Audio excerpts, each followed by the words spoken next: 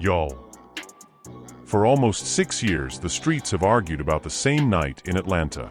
Who threw the first hands? Who pulled out? Who froze? Now King Von's own mother has finally put a name on the one question that never got answered. The person who was supposed to step forward before Lil Tim ever did. According to the statements now circulating, Tasha Bennett did not just talk about the pain or the case. She pointed directly at someone who was there, someone who had the chance to move, and someone who, in her words, stayed still while the situation turned deadly. The claim is simple and heavy.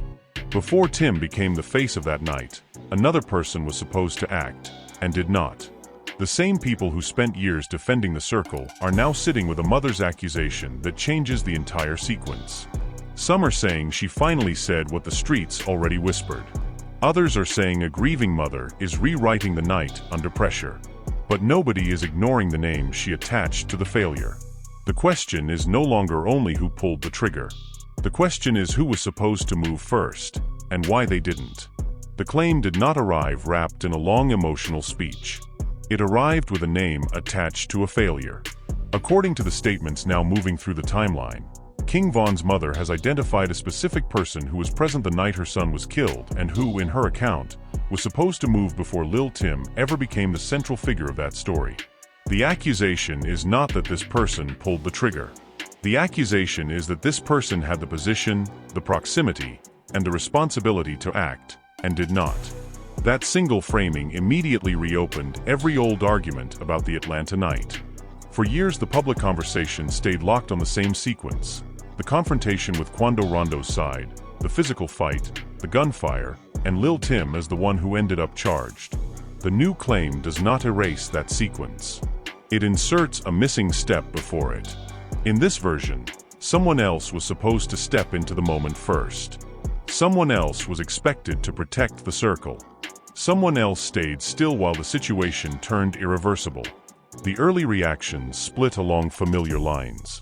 One side treated the mother's words as the overdue truth that the streets had been whispering since 2020.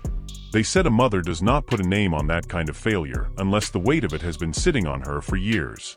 The other side said grief can rewrite memory, and that pointing at a new person this late only creates more confusion around a night that already carries too many competing accounts. Both sides kept the original statements in circulation while they argued over motive and timing. What gave the claim extra force in the first hours was the way it was delivered. It was not framed as a vague complaint about the people around him.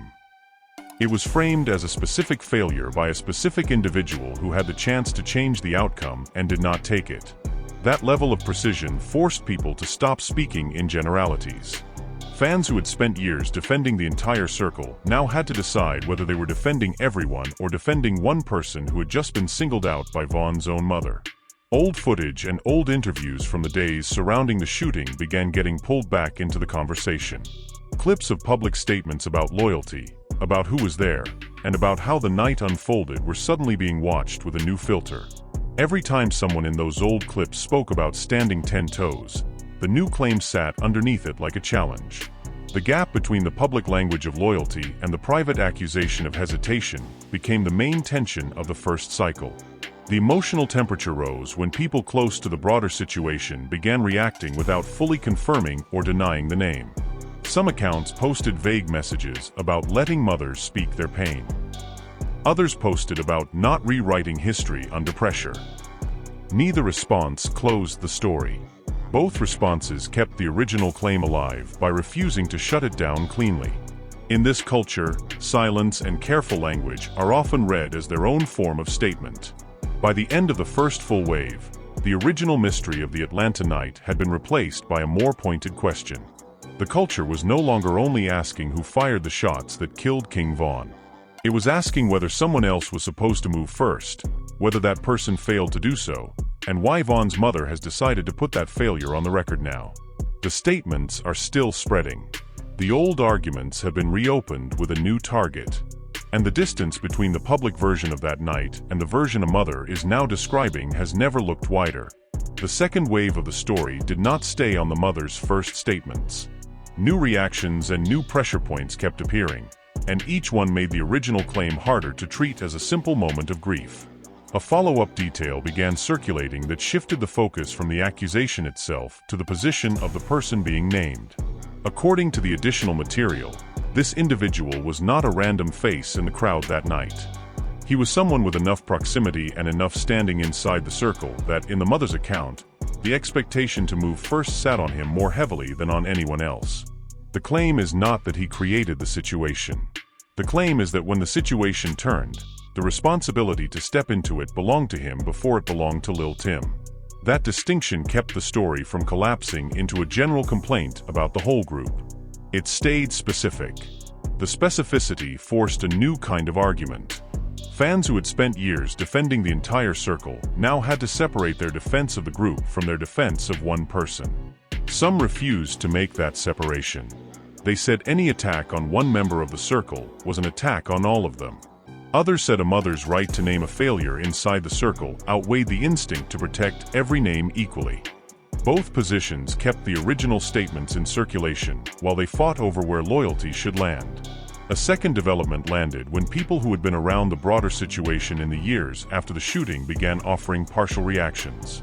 None of them fully confirmed the mother's account in public. Several of them did, however, acknowledge that questions about who moved and who hesitated had always existed in private conversations. That partial acknowledgement was enough to give the claim more oxygen. It suggested the mother's words were not arriving in a complete vacuum. They were landing on top of older, quieter doubts that had never been fully resolved. The emotional temperature rose as the conversation moved from the night itself to the years of silence that followed. Some fans said the real issue was not only what happened in Atlanta. It was the fact that a mother felt she had to put the failure on record herself after so much time. Others said the delay itself made the claim harder to trust, that if the failure was this clear, it should have been named when the wounds were still fresh. Both readings used the same timeline as evidence for opposite conclusions. Old public statements about loyalty and protection began getting re-examined with a new claim underneath them. Every time someone from the circle had spoken about standing 10 toes or about how the night unfolded, the mother's words now sat beside those statements as a challenge. The gap between the language of loyalty and the accusation of hesitation became the central tension of the second cycle. People who had accepted the public version for years were suddenly forced to decide whether that version still held once a mother had named a specific failure inside it. A third pressure point appeared when the person at the center of the claim stayed largely silent in the immediate aftermath. In this culture, silence after a direct accusation is rarely neutral. Supporters of the mother treated the lack of response as its own form of confirmation. Supporters of the named individual treated the same silence as the only smart move in a situation where any public statement could be twisted. Both interpretations kept the story alive by refusing to let the moment settle. By the end of the second major cycle, the original mystery of the Atlanta night had expanded. The culture was no longer only asking who fired the shots that killed King Von. It was asking whether someone else was supposed to move first, whether that person failed to do so, and why the mother of the man who died has decided to put that failure on the public record after years of relative quiet. The statements keep spreading. The old arguments keep reopening with a new target. And the distance between the public version of that night and the version a mother is now describing continues to grow with every new reaction. The longer the mother's claim stayed in circulation, the harder it became to treat it as a single emotional moment that would fade.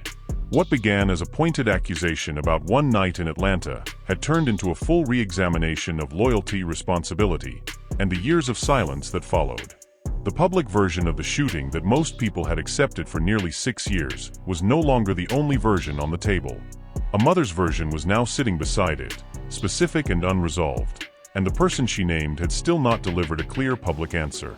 A later development pushed the story into more uncomfortable territory. Additional reactions from people who had been around the broader circle began acknowledging that questions about who moved and who hesitated had never fully disappeared from private conversations. None of those reactions fully confirmed the mother's account. Several of them did, however, concede that the night had always carried unanswered details about sequence and responsibility. That partial concession was enough to keep the claim from collapsing. It suggested the mother's words were landing on top of older doubts that had simply never been forced into the open until now. The loyalty questions that have followed Von's death for years returned with sharper edges. If the mother's account is even partly accurate, then the final minutes of that night contained a failure of movement that the public story never fully examined. A circle that spoke the language of standing 10 toes now had to sit with a mother's claim that one of its own stayed still when the moment required action. The gap between the public language of loyalty and the private accusation of hesitation became the central wound of the entire conversation. The silence from the person at the center of the claim continued to function as its own character. Supporters of the mother treated every day without a response as further weight on her side. Supporters of the named individual treated the same silence as the only rational choice in a climate where any statement could be turned into new content. Both readings kept the original accusation alive by refusing to let the moment resolve. In this culture, the absence of an answer often becomes louder than the answer itself. By the time the third full cycle of reactions had settled, the original mystery of the Atlanta night had been permanently altered. The culture is no longer only asking who fired the shots that killed King Von. It is asking whether someone else was supposed to move first, whether that person failed to do so, and why the mother of the man who died has decided to put that failure on the public record after years of relative quiet. The answers remain incomplete. The questions have only multiplied. The statements are still circulating. The old debates have been reopened with a new target. And the distance between the public version of that night and the version a mother is now describing has not closed. It has only become more difficult to ignore. In the end, the claim does not deliver a clean verdict. It delivers a longer shadow over a night that already carries too many competing accounts. A mother has put a name on a failure she says helped cost her son his life. The rest of the culture is still deciding what that name is worth. The person she named has not closed the story. The mother has not withdrawn the claim. And the question that has followed this case for years has only grown sharper. Now I need the real opinions from y'all. Do you believe Von's mother is finally telling a truth that the streets already knew? That someone else was supposed to step forward before Lil Tim and failed to do it? Or is this a late accusation shaped by grief and the lack of justice that followed the case? And if a mother is willing to put that kind of failure on the public record after nearly 6 years, does her word carry more weight than the silence of the person she named? Drop your honest take below. No filter. Like the video, subscribe, and turn on the post notifications. If the person named finally responds, if more details from that night surface, or if anyone else who was there decides to speak, we will be right here covering every part of it. This story is far from over.